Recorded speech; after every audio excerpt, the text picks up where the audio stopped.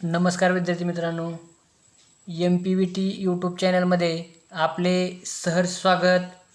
गेल्या तासाला आपण इंग्रज म्हैसूर संघर्ष या संकल्पनेविषयी माहिती पाहिली.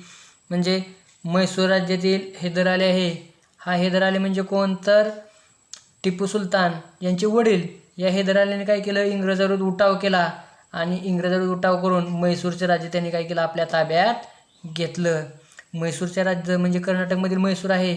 या म्हैसूरमध्ये काय केलं होतं इंग्रजांनी, तर आपल्या साम्राज्याचा विस्तार करण्यासाठी, म्हणजे थोडक्यात आपल्या सत्तेचा विस्तार करण्यासाठी त्यांनी म्हैसूरवर हल्ला केला आणि म्हैसूरवर हल्ला करून म्हैसूर राज्य काय केलं, इंग्रजांनी स्वतःच्या ताब्यात घेतलं. मग म्हैसूरमधील हैदर अली आहे, या हैदर अलीने इंग्रजांविरुद्ध युद्ध केलं आणि युद्ध करून त्यांनी काय केलं, म्हैसूर राज्य काय केलेलं आहे, स्वतःच्या ताब्यात घेतलेलं आहे. परंतु काही कारणास्तव हैदर अलीचा मृत्यू झाला आणि हैदर अलीच्या मृत्यूनंतर त्याचा मुलगा टिपू सुलतान म्हैसूरच्या सत्तेवर आला. मग पुन्हा म्हैसूरच्या सत्तेवर आल्यानंतर, टिपू सुलतान म्हैसूरच्या सत्तेवर आल्यानंतर इंग्रजांनी पुन्हा म्हैसूर राज्य मिळवण्यासाठी टिपू सुलतानबरोबर युद्ध करायला सुरुवात केली. परंतु टिपू सुलतान याने अतिशय धैर्याने आपले राज्य टिकवण्यासाठी अखेरपर्यंत प्रयत्न केले. शेवटी 1799 मध्ये कर्नाटकमधील श्रीरंगपट्टण या ठिकाणी इंग्रज आणि टिपू सुलतान यामध्ये युद्ध झालं आणि यामध्ये म्हैसूरचा वाघ टिपू सुलतान मरण पावला. या संकल्पनेविषयीची माहिती आपण गेल्या तासाला पाहिली. म्हणजे थोडक्यात काय होतं, तर इंग्रजांचं धोरण हे साम्राज्यवादी होतं. म्हणजे थोडक्यात काय होतं, तर त्यांना आपली सत्ता वाढवायची होती. भारतामध्ये त्यांनी प्रवेश केला. भारतामध्ये प्रवेश केल्यानंतर त्यांना हळूहळू काय वाटू लागलं की बाबा संपूर्ण भारतातील सत्ता आहे, ह्या संपूर्ण भारतातील सत्तेवर काय झाले पाहिजे, आपला ताबा आला पाहिजे. त्यामुळे इंग्रज काय करू लागले, हळूहळू एक एक एक एक प्रदेश जिंकू लागले. पहिल्यांदा त्यांनी प्लासी जिंकली, त्यानंतर बिहारमधील बक्सार जिंकलं. बक्सारमुळे काय झालं, तर बंगाल प्रांतामध्ये ब्रिटिश ईस्ट इंडिया कंपनीच्या सत्तेचा पाया घातला. म्हणजे थोडक्यात बंगाल जे प्रांत आहे, या बंगाल प्रांतामध्ये काय झाली, इंग्रजांची सत्ता स्थापन झाली. त्यानंतर ते दक्षिणेकडे वळाले. दक्षिणेमधील कर्नाटकमधील म्हैसूर हा प्रदेश त्यांनी जिंकून घेतला आणि हा प्रदेश जिंकल्यानंतर त्यांनी काय केलं आहे, आता वायव्येकडे वळवलेले आहे. सिंधवर इंग्रजांचा ताबा या संकल्पनेविषयी माहिती पाहणार आहे. आता पुन्हा कुठं वळाले, वायव्य दिशेला वळाले. म्हणजे आजचं जे पाकिस्तान आहे, अफगाणिस्तान आहे, हे आपल्या वायव्य दिशेला आहे, गुजरात राज्य. मग हे पुन्हा वायव्येकडे का वळाले, किंवा ह्यांना सिंधवर का ताबा मिळवावा वाटू लागला, का मिळवायचा, सिंध का आपल्या ताब्यात घ्यायचं, या संकल्पनेविषयीची माहिती आपण सिंधवर इंग्रजांचा ताबा या संकल्पनेच्या माध्यमातून घेणार आहे. बघा, भारतात आता इंग्रजांची सत्ता स्थापन झाली. इंग्रजांना भारतामध्ये एकही प्रबळ युरोपीय स्पर्धक उरलेला नाही. फ्रान्स होतं, तर तिसऱ्या कर्नाटक युद्धामध्ये इंग्रजांनी फ्रान्सांचा निर्णायक पराभव केला आणि इंग्रजांनी काय केलं आहे, भारतामध्ये सत्ता करायला सुरुवात केली आहे. मग भारतामध्ये आपली सत्ता आहे, ही सत्ता सुरक्षित ठेवायची. ही सत्ता सुरक्षित करण्यासाठी इंग्रज काय झालेले आहेत, बघा, भारतातील आपली सत्ता सुरक्षित करण्यासाठी इंग्रज वायव्य सरहद्दीकडे वळले. रशिया भारतावर अफगाणिस्तानमधून किंवा अफगाणिस्तानातून आक्रमण करेल अशी त्यांना भीती होती. म्हणून इंग्रजांनी अफगाणिस्तानवर आपला प्रभाव प्रस्थापित करण्याचे ठरवले. बघा, भारतात इंग्रजांची सत्ता आहे आणि भारतातील इंग्रजांची सत्ता सुरक्षित करायची असेल तर इंग्रजांना वायव्य सरहद्द आहे किंवा वायव्य प्रदेश आहे, या वायव्य प्रदेशावर आपली सत्ता स्थापन करणं गरजेचं होतं. का गरजेचं होतं, तर रशिया हा जो देश आहे, हा रशिया देश भारतावर अफगाणिस्तानमधून आक्रमण करेल अशी भीती इंग्रजांच्या मनामध्ये निर्माण झाली.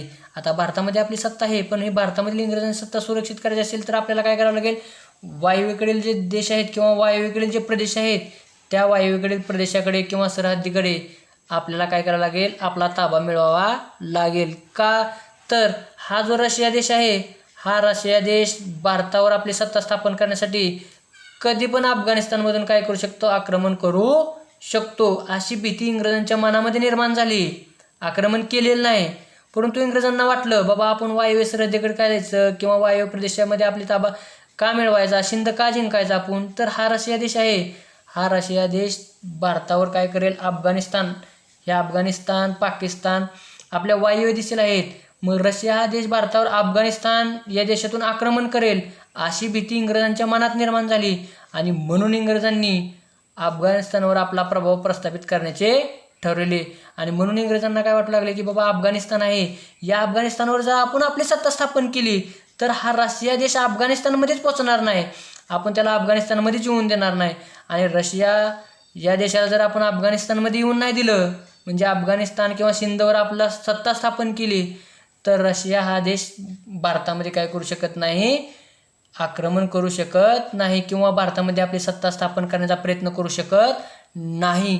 म्हणून इंग्रजांनी काय केलं, बाबा अफगाणिस्तानवरच आपण काय करू, आपली सत्ता किंवा आपला प्रभाव स्थापन करण्याचा प्रयत्न करू. म्हणजे अफगाणिस्तान आहे, या अफगाणिस्तानवरच आपला प्रभाव टाकायचा, आपली सत्ता स्थापन करायची. का करायची बघा, तर अफगाणिस्तानकडे जाणारे मार्ग सिंधमधून जात होते. आता हे अफगाणिस्तान आहे, या अफगाणिस्तानमधून रशिया भारतावर आक्रमण करेल अशी भीती इंग्रजांच्या मनात निर्माण होती आणि म्हणून इंग्रजांनी काय ठरवलं की बाबा अफगाणिस्तानवर आपला प्रभाव स्थापन करायचा.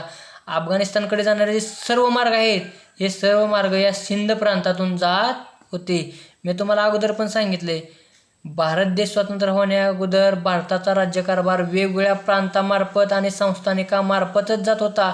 हा सिंध हा देखील एक प्रांत आहे आणि या प्रांतामध्ये म्हणजे अफगाणिस्तानकडे जाणारे सर्व मार्ग आहेत, अफगाणिस्तान आहे, या अफगाणिस्तानकडे जाणारे सगळे काही मार्ग आहेत, हे सगळे मार्ग सिंध या प्रांतातून जात होते. आणि हे इंग्रजांनी ओळखलं, बाबा सिंध प्रांतामधून काय होतात, अफगाणिस्तानकडे जाणारे सगळे रस्ते जातात.